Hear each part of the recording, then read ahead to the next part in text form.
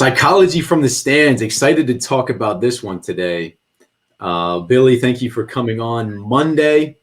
Let's jump into it, man. First of all, how was your New Year's? Great, man. Great. Pretty relaxing. Obviously with, not being able to go out to the bars or whatever, but that's, it was actually a good thing. I could relax, and feel good for the start of the year, feel good for the first, and try to tackle the day like every other one. Absolutely, man. Let's dive straight into it today. Psychology from the stands. Got the dog in the background, man. Dude, he's hyped for this. That's why. He's hyped. That's why you gotta love live, man, because there's no fluff, there's no right cosmetic to it. So psychology from the stands is from a perspective of a parent, but we can also relate it to all of the times that you and I or anyone has been watching sports, and we have all of these emotions that come up and all of these feelings and all of these thoughts that come up that, sometimes are justified and sometimes are just like mind-boggling. I was talking to a family friend about a week ago, and he's telling me about he's a huge NFL buff, right? But you can relate this to any sport. He's talking about how the Packers, obviously they're having a pretty good season. The Packers have all of these good players, and I forget who they were playing at the time. And he's talking about this receiver who, in the heat of the game, dropped like 3 or 4 balls against the Packers. And he's talking about, oh yeah, this guy's an idiot. He gets paid millions of dollars. I could go out there at my age and, make all of these plays. And this guy's standing here like, dude, you're 5'8", you're overweight. You don't understand how quickly and how much you have to process during a game to actually perform. But it's so relatable for parents too, because we get caught up in all of these thoughts and these emotions, positively and negatively, about how our son or about how the kids should be performing. Right. I don't think people realize how fast these NFL quarterbacks throw. To say you could catch a slant pass across the middle that's coming at you at 70 miles per hour, like good luck, dude. You're going to break your hand. Yeah. But yeah, so that brings us into baseball and every other sport. I mean, sports are tough. Like sports are not easy to master, especially hitting a baseball, right? You got a round bat, a round ball, and you got to make solid contact and hit it where 8 other guys aren't standing. So, I mean, hitting a baseball is the toughest thing to do in sports. But to apply that to all sports, shooting a basketball is very difficult. Making a golf putt is very difficult. Hitting a tennis ball where you want to hit it. Like, this is all really hard shit to do, and it's not just like these athletes go out there and just expect to perform at a high level without all the preparation and consistency going into it. So I think the best thing that we can do as fans, especially as parents and loved ones of our athletes, is to do from the stands, do absolutely nothing. Right. So that's my advice for you as a parent is sit there, and appreciate when your kid does good, appreciate when they don't do bad, appreciate that they're out there playing and they're having fun with their friends. 100%, man. Do nothing. I agree 100%. And in a sense that, by doing nothing, you're actually doing something really good for them. The psychology of, oh, I'm not doing anything. I need to be helping my son. I need to be helping my daughter. You're actually helping them by doing nothing. And if you want to give feedback, they say feedback is the breakfast of champions, right? Well, under the right circumstances, feedback is the breakfast of champions. So during the game is not the time to give them feedback on what they're doing wrong or what they're doing right. Exactly. This with the pace of the game, it's really hard to think about what you're doing. It's really hard to hear, tips and advice from your parents and even from coaches. During the heat of the battle, you're in the moment in the game. It's really difficult to try to apply. Oh, I got to keep good mechanics. I got to keep my weight back. I got to do this. I got to do that. And then before you know it, the pitch is by you, or you're on the mound and, you're thinking about your mechanics. Next thing you know, you serve one up down the middle and it gets hit for a home run. So I think the best thing we can do as the audience or even as coaches can just be positive reinforcement, encouragement, and to have a high level of expectation out of our athletes, which is huge, because the higher the expectation, the more inclined the athlete is to perform to that expectation, right? We are what we think we are. So if our coach is giving us positive feedback saying, I believe in you, you can do this. If our parents are saying, like, doesn't matter how you do, you're going to try your best, and I think you can do really well, and they expect you to do well, then that's going to give you a better shot to succeed, because then you're going to expect yourself to do well as an athlete, and you're going to know that you had the potential to be successful. Yeah, I want to touch on something really quick. What about the players that might get a little bit nervous with their parents just being there? That's a good question. Yeah, that's a tough thing for players in a sense that some players just get nervous simply by their parents watching. Right.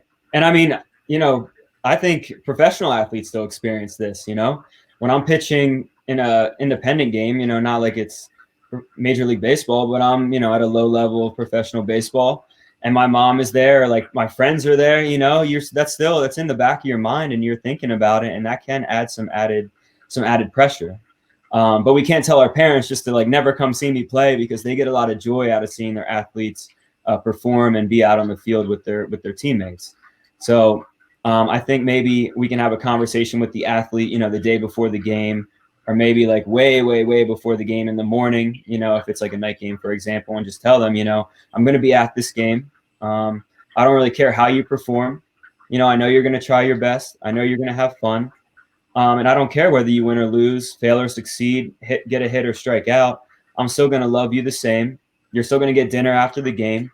Your father, whatever, your family's still going to love you. Your friends are still going to be there for you no matter what. We just want to be there to support you, and we don't care how you do. So don't worry. Don't even think about us being there, even though that is sometimes a difficult thing to do. So I would advise you not to sit right behind the stands, especially if your kid is pitching, or right behind home plate, where they can see you before every single pitch. Maybe try to go in the outfield, or try to go, along third base line. Same thing. If you're playing first base, as the parent of a kid, they're playing first base. Don't stand right by first base where they can like see you out of their peripherals. Try to just stay out of sight, out of mind, and be there. Maybe they'll hear you support them positively, but other than that, it's like they shouldn't even know you're there. That's such a great lesson that can be taught at a very young age, is that there's always going to be people in the stands, whether you're at a low level and it's just your parents and grandparents, whether you're in high school and all of a sudden you got some kids that are fans, or college and you got more fans, or professionally you got even more fans. A great lesson to learn is, okay, Billy, you have to realize that people are coming to watch you play. You're performing. Your whole game is a performance. But if you're not motivated by people being at your game, and I 100% believe that there are athletes that are motivated by people watching them, by people seeing, but not everyone, not all athletes are like that. So as early as you can learn as a young athlete to put whoever's at the game watching you out of your mind, you're going to be so much better off. I can't tell you how many games, high school, collegiately, you're always worried about a scout. You're worried about, whoever's watching you as far as evaluating your performance. But it happens even at the youngest levels, where you're worried about your parents or what coach is watching you. Right. Or if you're in high school and your girlfriend's at the game, that brings in a whole nother added stress level, because you're thinking about her being there. She's cheering for you. I've heard this happen countless times, where like the girlfriend's yelling, like, go Johnny, go. And then all his teammates are ragging on him. Like, your girlfriend doesn't know what she's talking about. And like, she's like the loudest fan out there, but she's just trying to support you. So you shouldn't be angry or like feel some type of way about that. It's just, if someone is supporting you and they're being like a little too loud, and it's kind of distracting you, maybe you can have that conversation with them after the game, where you can cheer, but maybe just keep it at a lower level, and maybe just not as often. I shouldn't be able to hear your voice over every other person. Yeah, I agree, man. There's this weird phenomena. There's this weird psychology that happens during the game that, arouses so many emotions in fans, whether it's your girlfriend, whether it's opposing team, whether it's, super fan, whatever it is, man. It's, just look at sports around the world. Fans go crazy. Mm-hmm. So there is a certain psychology of being in the stands.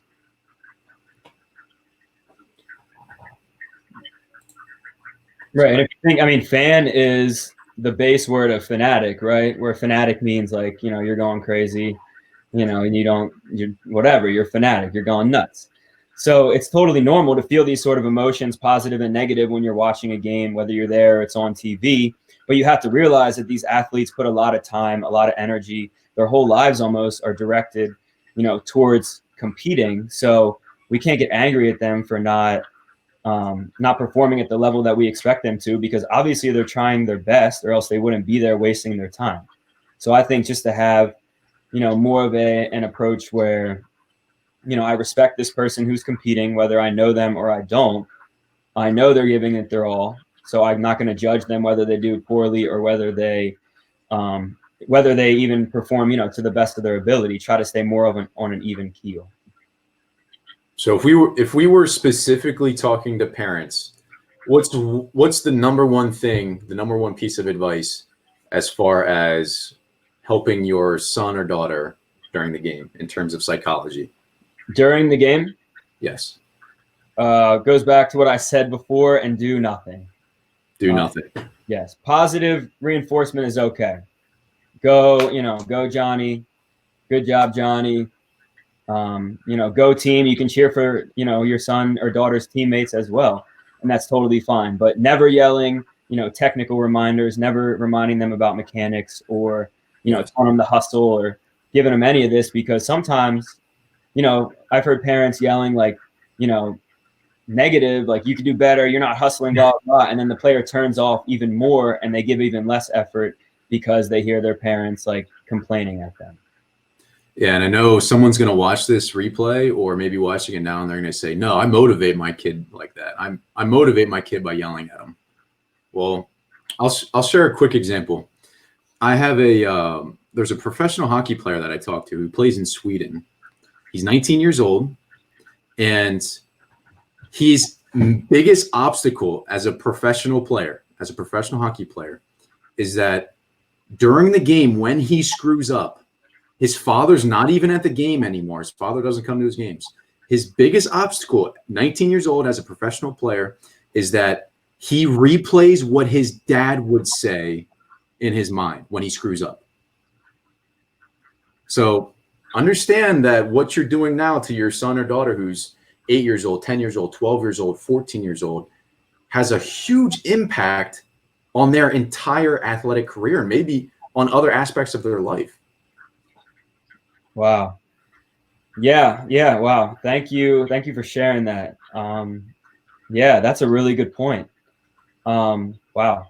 So I didn't even think about that. So, they say the source of a lot of mental illness today is from childhood trauma. So even, if your son or daughter grows up and they're not in athletics anymore, they're still going to be performing, at some point, whether it's in business, in college, giving like a speech, or, once you get out in the real world, your job is a performance. You try your best. Sometimes you do good, sometimes you don't.